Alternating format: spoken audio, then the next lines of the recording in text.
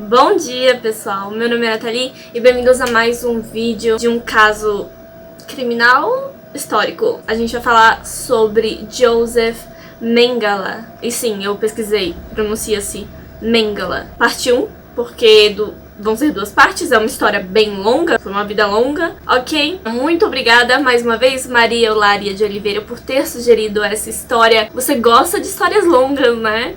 Pode mandar mais. Você que tá assistindo também, se tiver alguma história super interessante que você acha que eu devia comentar aqui no canal, manda pra mim, coloca nos comentários que eu vou falar no futuro, eventualmente. Como sempre, antes de começar, eu queria dizer que eu não quero ofender ninguém com as coisas que eu falo nesses vídeos de caso criminal e de história da humanidade. Eu faço esses vídeos por motivos educacionais, para que esses casos fiquem mais conhecidos e esses assuntos sejam mais discutidos. Eu também não sou uma sabe-tudo, eu não sei de tudo, eu não tenho todos os fatos, e eu tento resumir a história ao nosso personagem principal. Então, se eu estiver omitindo alguma coisa que você acha que é importante, se eu esquecer ou se eu errar alguma coisa, pode me corrigir nos comentários. Vamos começar então. Joseph Mengele nasceu no dia 16 de março de 1911 em Günzburg, na Bavária. Günzburg era uma vila bonita e quieta, com fazendas e ferrovias. Seus pais, Karl e Walburga, tinham 3 filhos. Joseph era o mais velho e o pai dele administrava uma empresa de equipamentos agrícolas. O Joseph via o pai como um homem frio, ocupado e distante.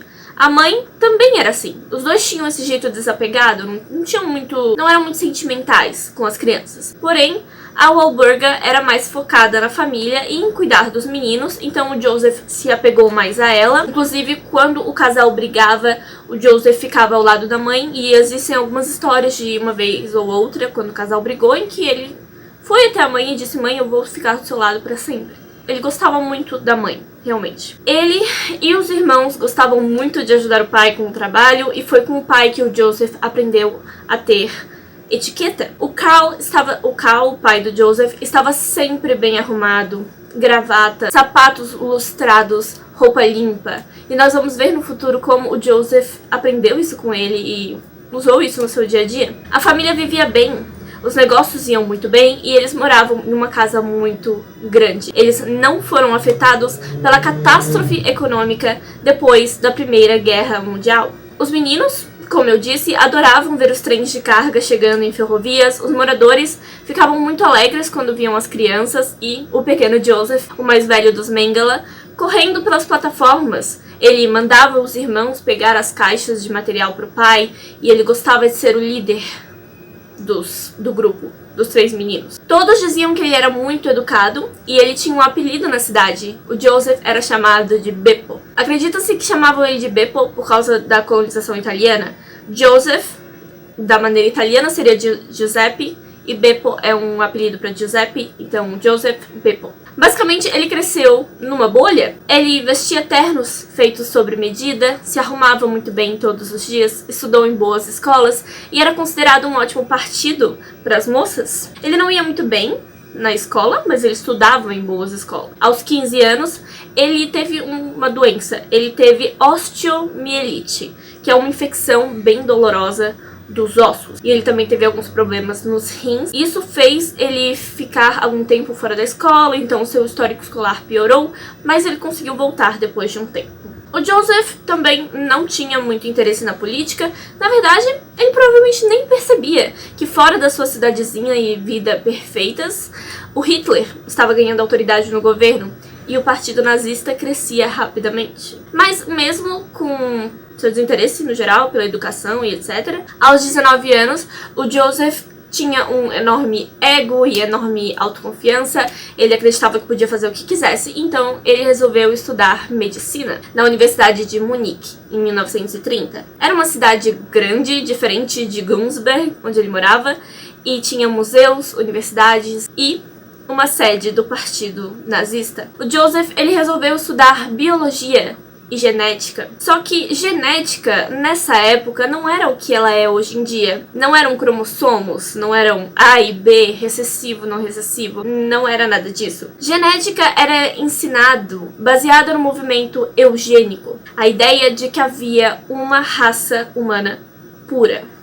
A eugenia era a teoria de que melhorando a genética, limpando a população de um país, todos os problemas sociais desapareceriam. Eles acreditavam que pobreza, doenças mentais, violência, essas eram coisas que vinham da genética, vinham diretamente das raças inferiores. É racismo, basicamente é racismo, e a genética era ensinada nas universidades e nas escolas dessa maneira. Esses cientistas e professores diziam que se essas pessoas inferiores parassem de ter filhos e essas raças deixassem de existir, já que as pessoas vão parar de ter filhos, então vão parar de se reproduzir. Então vão deixar de existir, e eles achavam que assim o mundo seria um lugar melhor. Assim os problemas sociais todos acabariam. Na América, porque todo mundo sempre se baseia na América, né? Na América haviam certificados de eugenia pura, ou seja, raça pura humana. E haviam leis que impediam pessoas com certas doenças, tipo epilepsia ou doenças de pele, por exemplo, impediam essas pessoas de se casar, assim, na intenção de que elas não se reproduzissem. E também haviam leis de esterilização, ou seja, tornar a pessoa estéril, esterilização de pessoas negras, latinas e nativo-americanas. Não quer dizer que isso acontecia com todo mundo, mas existiam leis que contribuíam para isso. Para os nazistas, isso era genial, isso era inspirador. Os nazistas acreditavam que todos os membros da sociedade deviam contribuir da mesma maneira e receber da mesma maneira. Mas se haviam pessoas que não podiam ou não conseguiam contribuir da mesma maneira, essas pessoas deviam ser eliminadas. A parte dos judeus é a parte mais estranha para mim, porque os judeus contribuíam muito para a sociedade. Mas, de acordo com os nazistas, eles também queriam receber mais. Eles queriam receber mais do que o resto da população, porque eles queriam contribuir mais. Então, eles meio que eram considerados gananciosos. Eles não eram considerados deficientes. Eles eram considerados inferiores porque eram gananciosos, porque roubavam do dinheiro do país, da nação.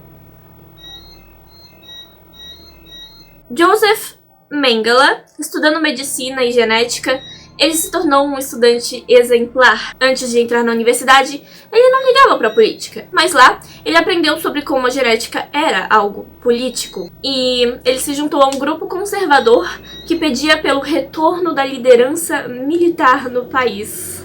Soa recente. Nesse grupo, Mengele se tornou um líder. Ele fazia discursos longos e carismáticos e as pessoas gostavam de ouvir ele falar. Ele não precisava se esforçar porque ele já era elitista, rico e acreditava na superioridade dos brancos. Então agora ele só tinha mais vocabulário e nomes que ele podia citar que apoiavam o seu discurso. Em 1933, uma lei foi aprovada de que a esterilização das raças inferiores seria feita na Alemanha. Havia um comitê que decidia se uma pessoa deveria ter filhos ou não, baseados em saúde mental, características físicas, força física, tamanho de partes do corpo, vícios, etc. Eles tinham a permissão de esterilizar, mesmo que à força, quem não tivesse as características adequadas. E mais de 400 pessoas foram esterilizadas naquele ano. Em 1935, quando Joseph se formou na universidade, outra lei foi aprovada. Essa lei dizia que os judeus não eram mais considerados cidadãos alemães e até o fim daquele ano, pessoas negras e nômades também foram removidas da cidadania alemã. Aos 25 anos, o Joseph se formou em Munique e viajou para Frankfurt para estudar hereditariedade e pureza racial. Lá ele conheceu um pesquisador e professor chamado Otmar von Verschuer, que vai ser um dos seus maiores mentores, uma pessoa assim que ele... os dois ali, ó, juntos no crime, os dois. O von Verschuer apresentou para o Joseph uma teoria, uma ideia de que gêmeos eram a fonte do conhecimento e da genética, e da pureza genética. Como uma mulher conseguia ter mais de um filho de cada vez, outras só tinham um, mas algumas mulheres tinham mais de um. O Von Vushua queria tornar mais rápida a criação de crianças arianas. E ele achava que se mulheres tivessem mais gêmeos, então eles teriam mais crianças arianas. Sendo apenas um médico, ele não podia fazer testes nos gêmeos, ele só podia examiná-los o máximo possível. Ele queria ter cobaias, basicamente. Ele queria estudar gêmeos como se eles fossem cobaias. Como se ele pudesse, sim, testar os gêmeos, comparar e ver o que acontecia e matá-los, e aí ter os dois mortos juntos, e aí examinar os dois mortos juntos. Era isso que ele queria. Só que ele não podia, não era ético, né? Não é certo fazer isso. Então ele só os examinava muito. Sempre que ele encontrava um par de gêmeos, ele ficava louco. Uma coisa que eu achei muito interessante é que ele não parecia pensar nas mães, no passado dos gêmeos, na família. Ele só pensava nos gêmeos. O que eu achei bom até, porque primeiramente essa pesquisa é ridícula e inútil. Segundamente, porque pelo menos ele não incomodou as mulheres, as mães desses gêmeos, né? O Von Vushua, no caso, né? O Von Vushua. Estamos falando do Von Vushua por enquanto. O Mengele, ele pegou essa ideia e levou com ele pro resto da vida. Ele achou genial. Ele disse, com certeza, não, gêmeos? Gêmeos são o topo da genética humana, a gente tem que aprender tudo sobre eles. E ele queria fazer isso. Não só isso, como para manter as leis da pureza racial, o Hitler contava com esses médicos e biólogos eugenistas para confirmar quando alguém precisava ser esterilizado ou não. Então logo aí o Joseph Mengele, ele já estava se envolvendo mais e mais com a política nazista, o partido nazista. O Von Vushua via muito potencial no Mengele.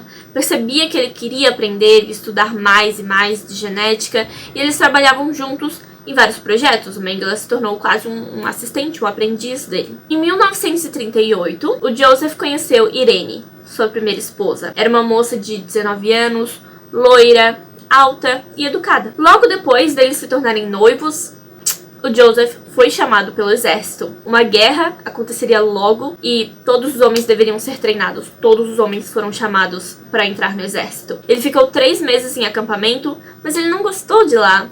Então, quando o treinamento acabou, ele entrou pro grupo Waffen-SS. Eu acho que é assim que se pronuncia, Waffen. Mas eu vi muita gente chamando só de grupo SS, mas é um grupo militar nazista, basicamente. Esse grupo, e isso é importante, lembrem-se desse detalhe, esse grupo tinha uma tatuagem obrigatória, que era feita no braço ou perto da axila. Eles chamavam de tatuagem de sangue e confirmava a pureza do sangue da pessoa. Essa tatuagem também indicava que aquele homem era membro do partido nazista. Joseph Mengele deu um migué. Por pura vaidade, ele deu um jeito de não ter a tatuagem feita nele, porque pra ele a aparência era muito importante e ter uma marca permanente no seu corpo era inaceitável. Então ele simplesmente não fez. Tipo, era uma regra naquele grupo. E ele, não, eu não quero, eu não vou fazer. Valeu, não quero não. Eu acredito em vocês, eu estou com vocês.